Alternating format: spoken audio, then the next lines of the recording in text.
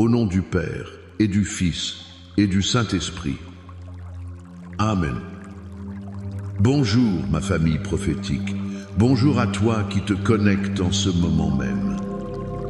Je bénis ta vie, je bénis ta maison, je bénis ton entrée et ta sortie.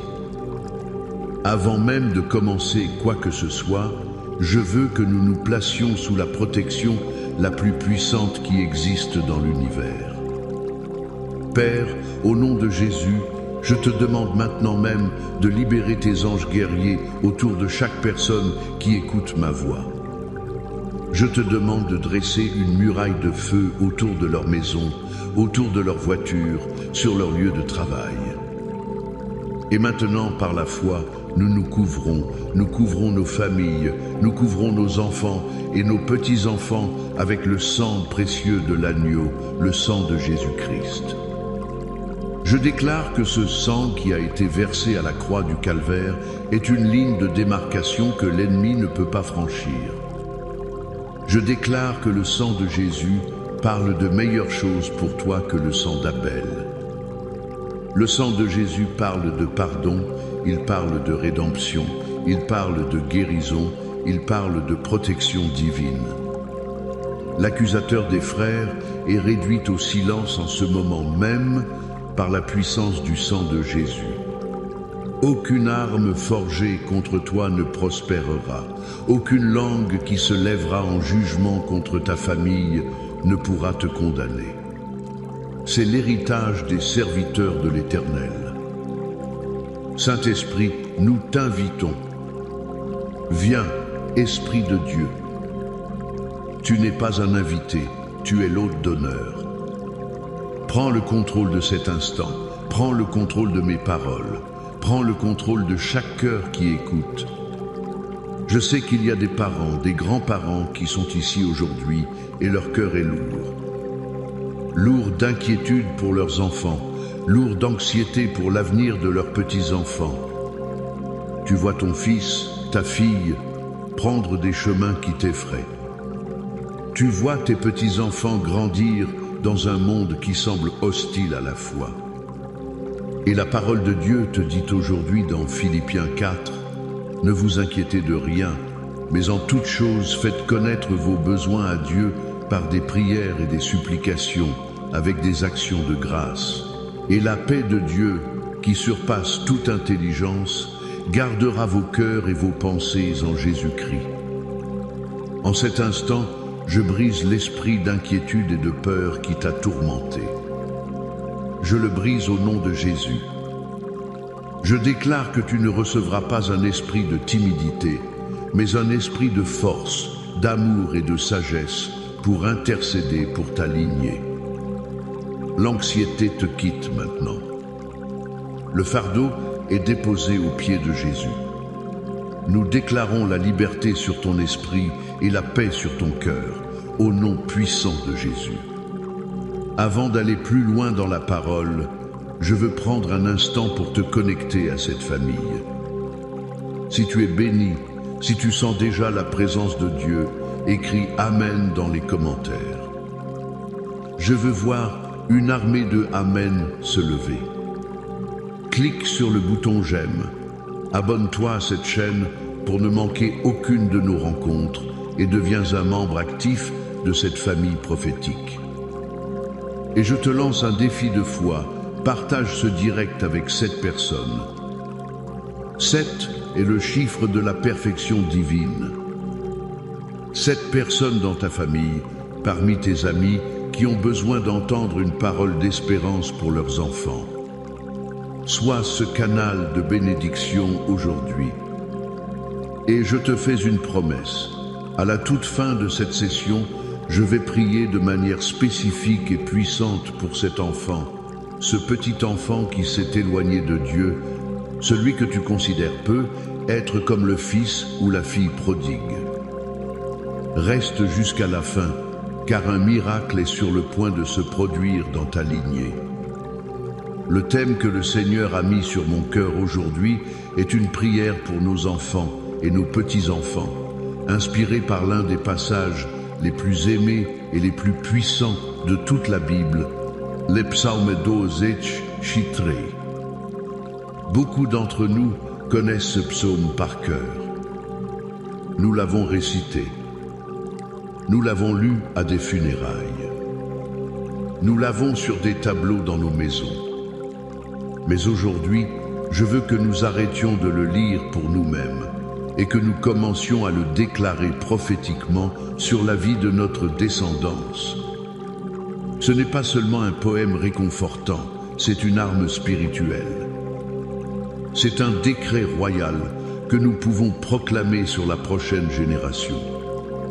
Le premier point que je veux que tu saisisses est le suivant. Tu dois déclarer que l'Éternel est leur berger. Le psaume commence par l'Éternel est mon berger. C'est personnel, c'est puissant. Mais aujourd'hui, je veux que tu changes un mot. Je veux que tu mettes le nom de ton enfant, de ton petit enfant, et que tu dises « L'Éternel est le berger de mon fils, David. L'Éternel est la bergère de ma fille, Sarah. L'Éternel est le berger de mes petits-enfants. » Tu vois, quand tu fais cela, tu fais une déclaration de propriété spirituelle. Tu rappelles au diable, au monde et à l'enfant lui-même qu'il appartient à Dieu. Il n'appartient pas à la culture de ce monde, il n'appartient pas à ses mauvaises fréquentations, il n'appartient pas à la dépression ou à l'addiction. Non, il appartient au bon berger. Le verset continue, ils ne manqueront de rien. Approfondissons cela. Il ne s'agit pas seulement de nourriture sur la table ou d'un toit sur leur tête, bien que cela en fasse partie. Il s'agit de déclarer qu'ils ne manqueront pas de direction. Ils ne manqueront pas de sagesse. Ils ne manqueront pas de discernement. Ils ne manqueront pas de paix intérieure. Ils ne manqueront pas de joie. Ils ne manqueront pas de la présence de Dieu. Quand tu déclares cela, tu pries contre l'esprit de manque, l'esprit d'orphelin qui dit à cette génération qu'elle n'est pas assez, qu'il lui manque toujours quelque chose pour être heureuse. Tu déclares la suffisance de Christ sur leur vie. Pense à David, l'auteur de ce psaume. Avant d'être roi, il était berger. Il savait ce que cela signifiait. Être berger, ce n'est pas passif. Le berger mène ses brebis. Il les protège. Il combat le lion et l'ours pour elles.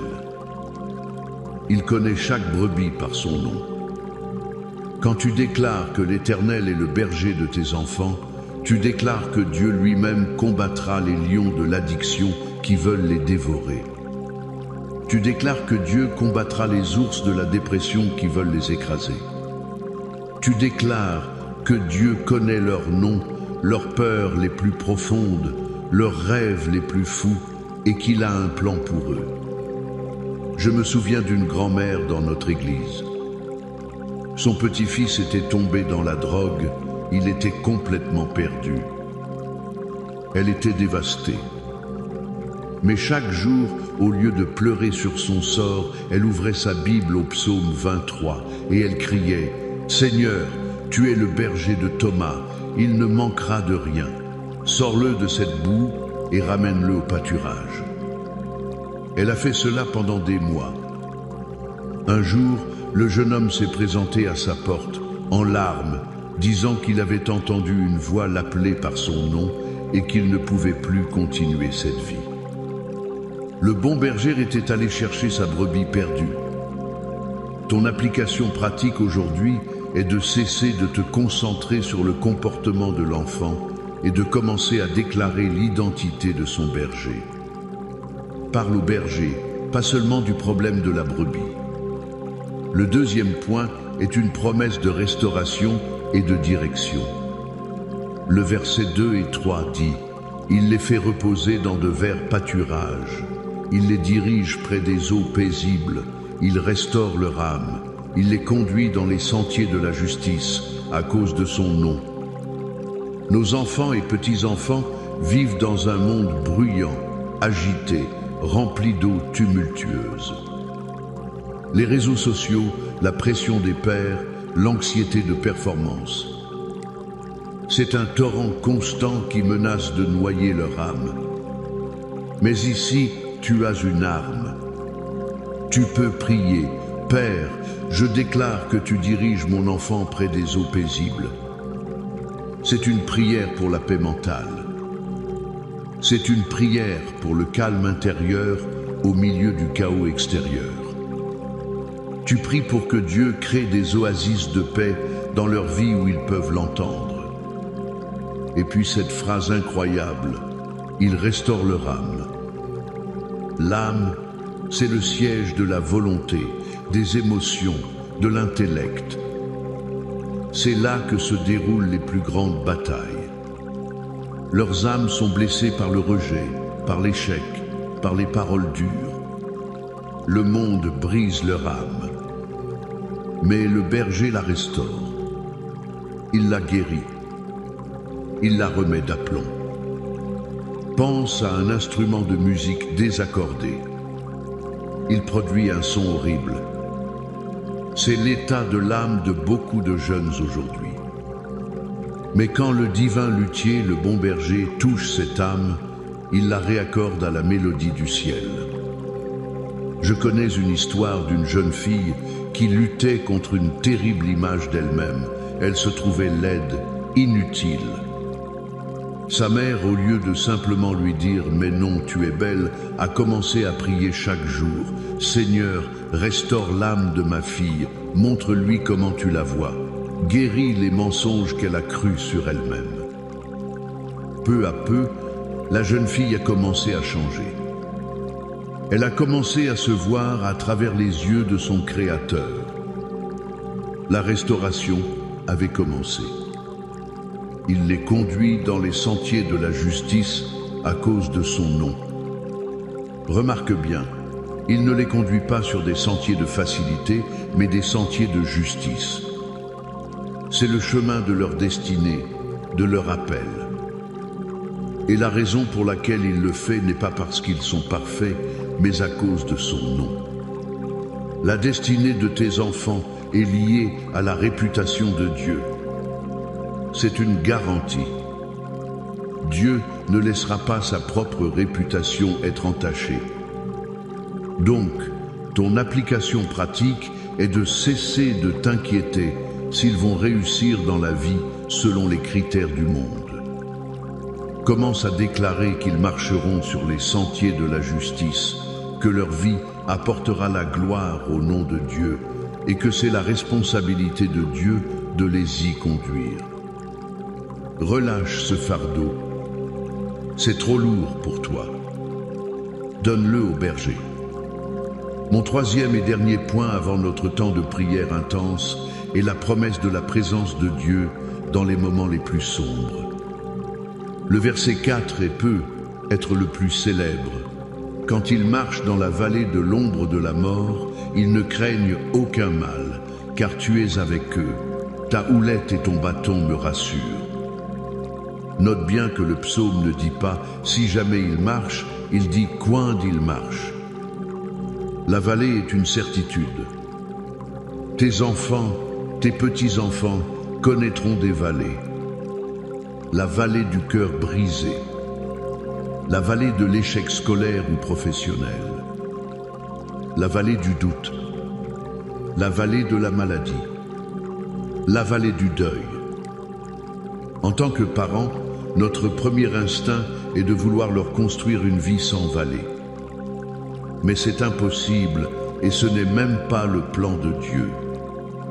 La promesse n'est pas l'absence de la vallée, mais la présence du berger dans la vallée. Ils ne craignent aucun mal, car tu es avec eux. Voilà la clé. Voilà ce que tu dois déclarer sur eux. Seigneur, même quand mon fils traverse cette vallée de confusion, je déclare qu'il ne craint aucun mal, parce que tu es avec lui. Même quand ma petite fille traverse cette vallée de rejet, je déclare que ta présence la submerge et bannit toute peur. La houlette et le bâton sont des instruments du berger. La houlette ou le gourdin était utilisé pour combattre les prédateurs. C'est une arme de guerre. Le bâton avec le crochet était utilisé pour guider les brebis, les tirer hors d'un fossé, les ramener sur le chemin. Quand tu pries ce verset, tu pries pour que la puissance guerrière de Dieu les défende et que sa main directrice les guide, même quand ils ne s'en rendent pas compte. L'histoire de Joseph est une illustration parfaite. Ses frères l'ont jeté dans une citerne, l'ont vendu comme esclave. C'était une vallée profonde et sombre. Puis il a été faussement accusé et jeté en prison. Une autre vallée. Mais la Bible dit constamment « L'Éternel fut avec Joseph ». Dans la citerne, Dieu était avec lui. Dans la maison de Potiphar, Dieu était avec lui. En prison, Dieu était avec lui. Et c'est cette présence qui l'a finalement élevé à la position de gouverneur de l'Égypte. Ta prière ne doit pas être « Seigneur, sors mon enfant de la vallée », mais plutôt « Seigneur, révèle ta présence à mon enfant, danse sa vallée et utilise cette vallée pour le former pour son palais. » C'est une prière de foi radicale. Alors, lève-toi en tant que gardien de ta lignée et commence à déclarer le psaume 23 non comme un souhait, mais comme un verdict divin sur la vie de tes enfants et de tes petits-enfants. Maintenant, je veux que nous prenions une posture d'autorité. Nous allons faire une déclaration prophétique de protection sur nos maisons. Nous allons lire ensemble à voix haute le psaume de la protection divine, le psaume 91. Déclare-le avec moi, avec foi. Celui qui demeure sous l'abri du Très-Haut repose à l'ombre du Tout-Puissant. Je dis à l'Éternel, mon refuge et ma forteresse, mon Dieu en qui je me confie. Car c'est lui qui te délivre du filet de l'oiseleur, de la peste et de ses ravages. Il te couvrira de ses plumes, et tu trouveras un refuge sous ses ailes. Sa fidélité est un bouclier et une cuirasse. Tu ne craindras ni les terreurs de la nuit, ni la flèche qui vole de jour, ni la peste qui marche dans les ténèbres, ni la contagion qui frappe en plein midi. Que 1000 tombent à ton côté et 10 000 à ta droite, tu ne seras pas atteint. De tes yeux seulement tu regarderas et tu verras la rétribution des méchants. Car tu es mon refuge, ô Éternel. Tu fais du Très-Haut ta retraite. Aucun malheur ne t'arrivera, aucun fléau n'approchera de ta tente. Car il ordonnera à ses anges de te garder dans toutes tes voies. Ils te porteront sur les mains, de peur que ton pied ne heurte contre une pierre. Tu marcheras sur le lion et sur l'aspic, tu fouleras le lionceau et le dragon. Puisqu'il m'aime, je le délivrerai, je le protégerai, puisqu'il connaît mon nom. Il m'invoquera, et je lui répondrai. Je serai avec lui dans la détresse, je le délivrerai et je le glorifierai. Je le rassasierai de longs jours, et je lui ferai voir mon salut. Amen et Amen. Maintenant, entrons dans ce temps de prière. Ferme les yeux si tu le peux. Ouvre ton cœur. Père céleste, au nom de Jésus, nous venons devant ton trône de grâce en tant que parents, grands-parents, oncles, tantes, mentors spirituels. Nous portons devant toi la génération qui nous suit. Et nous nous approprions les promesses du psaume 23 pour eux. Seigneur, nous déclarons prophétiquement que tu es le berger de nos enfants et de nos petits-enfants. Nous gravons ton nom, Yahvé, Roi, le Seigneur notre berger, sur le linteau de leur cœur. Nous déclarons qu'ils ne manqueront de rien. Nous brisons l'esprit de manque, l'esprit d'insatisfaction, l'esprit d'orphelin. Nous déclarons qu'en toi, ils ont tout pleinement. Qu'ils ne manqueront pas d'amour, de direction, de paix, ni de provision. Père, nous prions pour que tu les conduises près des eaux paisibles. Au milieu de l'anxiété de leur génération, du bruit des réseaux sociaux, de la pression de la performance, crée pour eux des havres de paix. Que ta voix douce et tranquille soit plus forte que le vacarme du monde. Et maintenant, Père, nous te demandons de faire ce que nous ne pouvons pas faire. Restaure leur âme. Guéris les blessures causées par le rejet, l'intimidation, l'échec. Répare les fissures dans leur cœur. Là où l'ennemi a semé des mensonges sur leur identité, viens avec ta vérité et déracine chaque mensonge. Nous déclarons qu'ils ne sont pas définis par leurs erreurs, mais par ton sang. Et nous proclamons qu'à cause de ton nom, à cause de ta réputation, tu les conduiras sur les sentiers de la justice, dans le centre parfait de leur destinée. Et Père, pour chaque enfant qui traverse une vallée en ce moment, une vallée de doute, de maladie, de dépression, de confusion, nous déclarons sur eux, tu n'es pas seul. Nous déclarons que la présence du bon berger remplit cette vallée. Nous déclarons que la peur doit fuir maintenant, au nom de Jésus. Que ta houlette de protection les défende contre toute attaque de l'ennemi et que ton bâton de direction les ramène doucement mais fermement sur ton chemin. Et maintenant, comme je l'ai promis, nous allons nous concentrer sur cet enfant, ce petit enfant qui est loin de toi. Ce fils prodigue, cette fille prodigue. Père, au nom de Jésus, nous nous tenons dans la brèche pour eux. Nous lions l'esprit de rébellion, l'esprit de séduction qui les a aveuglés. Nous brisons les chaînes de l'addiction, que ce soit la drogue, l'alcool, la pornographie, les jeux vidéo. Nous commandons à ces chaînes de se briser maintenant, au nom de Jésus. Nous réduisons au silence la voix de l'accusateur qui leur murmure qu'ils sont allés trop loin pour revenir. C'est un mensonge de l'enfer. Père, nous te demandons de créer en eux une faim et une soif divine pour la maison du Père. Envoie des anges sur leur chemin. Organise des rencontres divines. Parle-leur dans des rêves et des visions. Rends le monde amer à leur goût, afin qu'ils se souviennent de la douceur de ta maison. Nous déclarons qu'ils reviennent à la raison, qu'ils se lèvent de la porcherie spirituelle et qu'ils prennent le chemin du retour.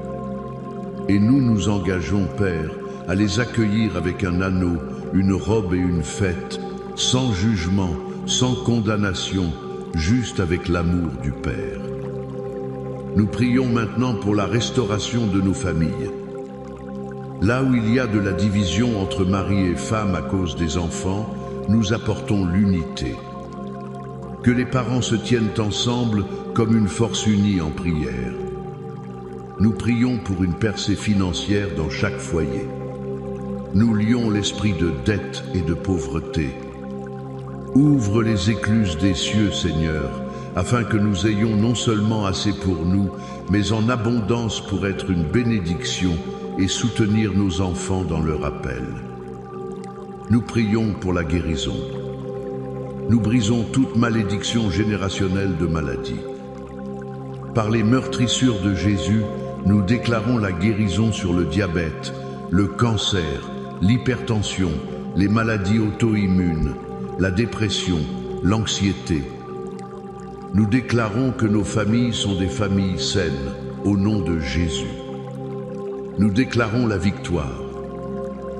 La victoire sur la peur, la victoire sur le péché, la victoire sur la maladie, la victoire sur le manque. La victoire est notre partage en Jésus-Christ. Et maintenant, reçois cette bénédiction apostolique. Que l'Éternel te bénisse et qu'il te garde. Que l'Éternel fasse luire sa face sur toi et qu'il t'accorde sa grâce. Que l'Éternel tourne sa face vers toi et qu'il te donne la paix. La paix pour toi, la paix pour tes enfants, la paix pour tes petits-enfants et pour toutes les générations à venir. Au nom du Père, du Fils et du Saint-Esprit. Amen. Va dans sa paix et dans sa victoire.